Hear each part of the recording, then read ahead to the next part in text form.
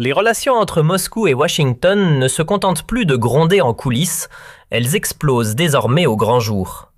Les mises en garde ne sont plus murmurées, elles claquent comme des coups de tonnerre.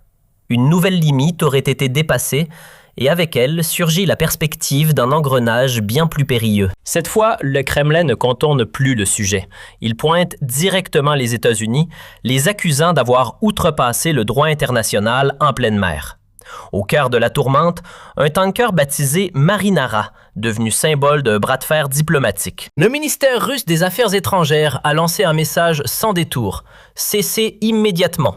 Washington est sommé de mettre fin à ce que Moscou qualifie d'ingérence illégitime et de revenir au fondement du droit maritime international. Dans un communiqué au ton particulièrement ferme, les autorités russes ont insisté.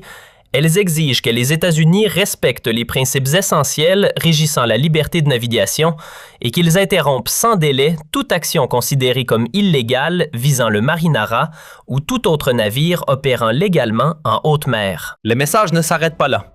Moscou réclame également que les membres russes de l'équipage soient traités avec dignité, que leurs droits soient scrupuleusement protégés et qu'aucune entrave ne retarde leur retour au pays. Aucune ambiguïté dans ces déclarations.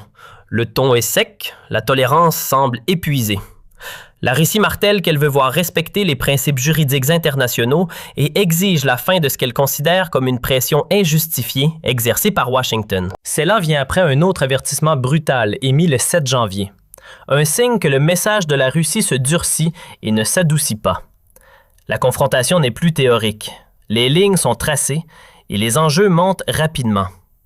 Dans un message émis le 7 janvier, la Russie a rompu son silence et a formellement condamné la saisie par les États-Unis du pétrolier battant pavillon russe Marinara, la qualifiant de violation flagrante du droit international et de défi direct à sa souveraineté. Le ministère russe des Transports a confirmé que le navire a été capturé, tandis que le ministère des Affaires étrangères a averti Washington que l'opération ne tient manifestement pas compte de la Convention des Nations unies sur le droit de la mer, le traité international garantissant la liberté de navigation dans les eaux mondiales. Compte tenu des informations entrantes concernant la présence de citoyens russes parmi l'équipage, nous exigeons que la partie américaine assure leur traitement humain et digne, respecte strictement leurs droits et intérêts et n'entrave pas leur retour rapide dans leur patrie.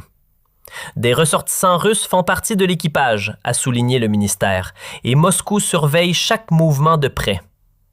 Le message est sans équivoque. L'interférence ne sera pas tolérée. Alors que les yeux du monde se tournent vers l'Atlantique Nord, les tensions s'intensifient et la confrontation entre Washington et Moscou est entrée dans un chapitre dangereusement volatile. L'accusation russe de violation de la Convention des Nations unies sur le droit de la mer est juridiquement significative. Cette convention, ratifiée par la plupart des nations du monde, établit les règles régissant l'utilisation des océans. Elle garantit la liberté de navigation en haute mer, qui est l'espace au-delà des zones économiques exclusives des États côtiers. La Russie soutient que le Marinara opérait légalement dans les eaux internationales lorsqu'il a été saisi. Selon le droit maritime international, les navires en haute mer sont généralement soumis uniquement à la juridiction de l'État du pavillon. Dans ce cas, la Russie. Les États-Unis ne peuvent normalement pas arraisonner un navire battant pavillon étranger sans autorisation de l'État du pavillon ou sans circonstances exceptionnelles. Washington justifie la saisie en invoquant l'application des sanctions et la lutte contre le commerce illicite. Mais Moscou rejette cette justification, arguant qu'elle ne donne pas aux États-Unis le droit d'agir unilatéralement en haute mer. C'est un débat juridique fondamental qui oppose deux visions du droit international. La présence de citoyens russes dans l'équipage ajoute une dimension humaine à la confrontation. Moscou exige leur traitement humain et leur retour rapide.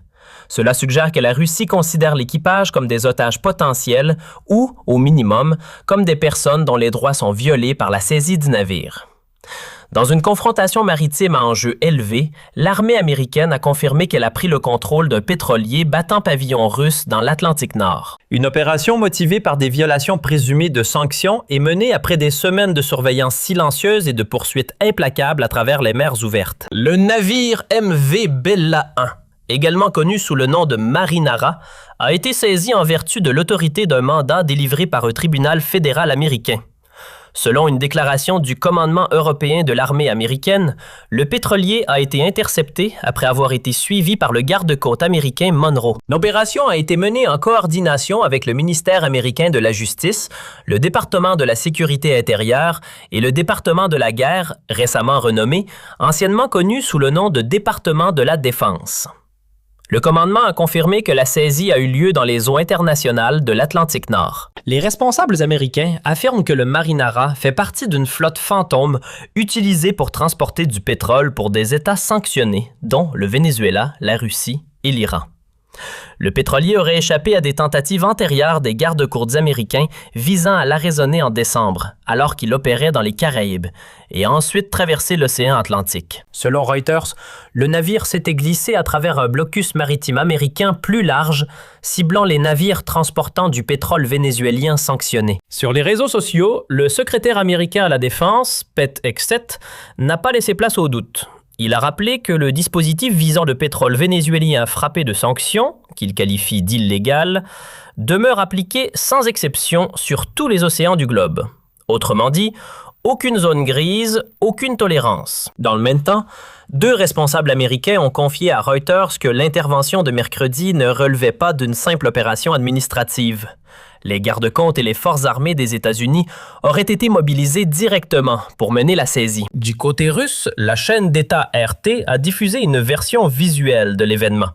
Des militaires américains prenant le contrôle du navire après une approche héliportée, image à l'appui d'un hélicoptère suspendu au-dessus du tanker. Selon une source restée anonyme citée par RT, le bâtiment aurait été surveillé durant plusieurs semaines par un navire des gardes-côtes américains et une tentative précédente d'interception aurait échoué en raison de conditions météorologiques particulièrement violentes. Pendant que l'opération entrait dans sa phase décisive, les systèmes de suivi maritime indiquaient que le Marinara progressait vers la zone économique exclusive de l'Islande. À mesure qu'il avançait, la tension montait d'un cran, presque minute après minute. Reuters a ensuite révélé un élément lourd de sens, la présence signalée d'un sous-marin russe ainsi que d'un bâtiment de guerre évoluant dans le secteur. Un décor stratégique chargé d'électricité, même si aucune confrontation ouverte n'a finalement éclaté. Depuis Moscou, le journaliste Dimitri Medvedenko a comparé cette traque à une interminable partie de chat et de souris. Rappelons que plusieurs tentatives pour immobiliser le pétrolier avaient échoué au cours des semaines précédentes. Le Kremlin, pour sa part, n'a pas confirmé l'envoi officiel d'unités navales chargées d'escorter le navire. Néanmoins, le ministère russe des Affaires étrangères a assuré qu'il suivait chaque développement avec la plus grande attention. Repris par les médias publics russes, le ministère a affirmé que le tanker naviguait en toute légalité dans les eaux internationales, tout en reprochant aux États-Unis et à l'OTAN d'accorder une importance excessive à ce qu'il décrit comme un simple navire civil. En conclusion, Moscou a exhorté les pays occidentaux à se conformer strictement aux principes de liberté de navigation consacrés par le droit maritime international. Le rapport de Reuters, selon lequel un sous-marin russe et un navire de guerre opéraient à proximité, est extraordinairement significatif. S'il est confirmé, cela suggère que la Russie avait déployé des actifs militaires pour surveiller ou potentiellement protéger le Marinara. La présence d'un sous-marin est particulièrement notable car ces plateformes sont généralement utilisées pour des missions stratégiques de haute importance. Cela transforme l'incident d'une simple saisie de navire civil en une confrontation militaire potentielle. Les forces américaines arraisonnant le navire savaient probablement que des actifs militaires russes étaient à proximité. Elles ont choisi de procéder quand même. Cela démontre soit une confiance considérable dans le fait que la Russie ne réagirait pas militairement, soit une volonté d'accepter ce risque. Du point de vue russe, le déploiement d'un sous-marin et d'un navire de guerre envoie un message clair. Moscou surveille ses opérations de près et possède les capacités militaires pour intervenir si elle le juge nécessaire. Le fait qu'aucune confrontation directe n'ait eu lieu suggère que les deux parties cherchaient à éviter l'escalade militaire tout en démontrant leur détermination. Les tentatives antérieures infructueuses de saisir le Marinara révèlent que cette opération n'était pas spontanée. Les forces américaines suivaient ce navire depuis des semaines, attendant le bon moment et les bonnes conditions. Le fait que les conditions météorologiques sévères aient perturbé une tentative antérieure montre les défis opérationnels que représente la conduite de telles opérations à haute mer. Le Marinara a été sanctionné par Washington en 2024 pour avoir prétendument transporté du pétrole au nom d'une entreprise liée au Hezbollah basée au Liban. Les autorités américaines affirment que la saisie fait partie d'une répression plus large, ordonnée par le président Donald Trump contre les navires liés aux exportations de pétrole vénézuélien. Séparément, la secrétaire américaine à la sécurité intérieure, Kristi Noem, a annoncé que les forces américaines ont également saisi un deuxième navire, le super pétrolier battant pavillon panaméen M. Sophia, dans les eaux internationales près des Caraïbes. Reuters a rapporté que le navire avait quitté les eaux vénézuéliennes plus tôt cette année et opérait avec son transpondeur éteint tout en transportant du pétrole vers la Chine. Rapportant depuis Washington, la correspondante d'Al Jazeera, Kimberly Halkett, a décrit les doubles saisies comme une escalade significative, affirmant qu'elle signale un effort coordonné pour intercepter et détenir plusieurs navires sanctionnés opérant bien au-delà des eaux territoriales américaines. La saisie simultanée de deux navires, le Marinara dans l'Atlantique Nord et le M. Sophia près des Caraïbes, révèle une campagne coordonnée. Ce ne sont pas des actions isolées, mais des éléments d'une stratégie plus large visant la flotte fantôme qui transporte du pétrole sanctionné. La coordination entre plusieurs agences américaines, les gardes-côtes, le département de la justice, la sécurité intérieure et le département de la défense montre que cela a été planifié au plus haut niveau. Le fait que le monsieur Sophia opérait avec son transpondeur éteint tout en transportant du pétrole vers la Chine est significatif. Éteindre le transpondeur est une tactique classique de la flotte fantôme pour éviter la détection. Cela rend les suivis beaucoup plus difficiles, mais pas impossibles. Les États-Unis utilisent clairement d'autres moyens de surveillance, probablement des satellites et des avions de reconnaissance, pour suivre ces navires même sans transpondeur. La destination chinoise du pétrole du monsieur Sophia ajoute une dimension géopolitique. La Chine est le plus grand importateur de pétrole au monde et a été un acheteur clé de pétrole vénézuélien malgré les sanctions américaines. Saisir un navire transportant du pétrole vers la Chine envoie un message à Pékin ainsi qu'à Caracas. Pour Moscou, ces saisies représentent un défi direct. La Russie a averti Washington d'arrêter immédiatement, d'exiger le respect du droit maritime international et d'insister sur le traitement humain de l'équipage russe. Mais Washington a procédé quand même, signalant que les États-Unis ne seront pas dissuadés par les protestations russes. La confrontation met maintenant les deux puissances nucléaires sur une trajectoire de collision, sur une question qui pourrait sembler mineure. Un pétrolier transportant du pétrole sanctionné, mais qui touche des principes fondamentaux de souveraineté, de droit international et de zone d'influence. Les prochains jours révéleront si cette confrontation reste diplomatique ou si elle escalade vers quelque chose de plus dangereux. Alors, la question finale est désormais critique.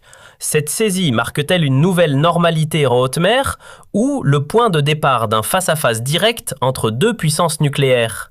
Dis-nous en commentaire si tu penses que Moscou finira par riposter concrètement ou si cette confrontation restera un jeu dangereux mais contrôlé. Si cette analyse t'a permis de comprendre ce qui se joue réellement derrière le Marinara, mets un like, abonne-toi à la chaîne et active la cloche pour suivre la suite de cette escalade mondiale. Monsieur